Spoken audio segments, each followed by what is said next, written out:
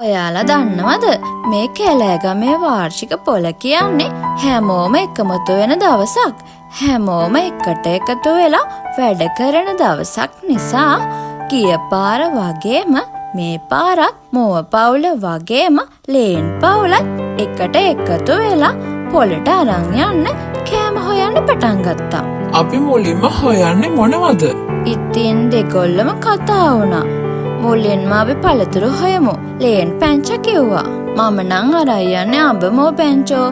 ඒ වුණාට මං ගහට නැගලා කඩන අඹ ගෙඩි ටිකෙන් ඔයාටත් අඹ ටිකක් දෙන්නම්. ලේන් තාත්තා hina වෙලා කිව්වා. ඔයාට ගොඩක් ස්තුතියි ලේන් පැංචෝ.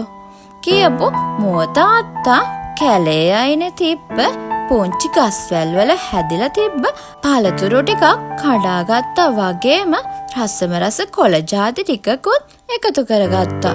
ඔන්න ඔය අතරේ ලේන් පැංචා අඹ ටික කඩලත් ඉවරයි. ඉතින් ඒ කඩපු අඹ ටික දෙකට බෙදාගත්ත ලේන් පැංචා මුව පැංචරත් කොටසක් දීලා තමන්ගේ පුංචි පවුල එක්ක කැලෑගමේ වාර්ෂික පොළ පවත්වන තැනට යන්න වුණා. ඉතින් ලේන් පැංචා මහන්සියෙන් කඩපු අඹ ටිකෙනුත් තමන්ට කොටසක් දුන්නු නිසා මුව පැංචා හිටියේ ගොඩක් සතුටින්.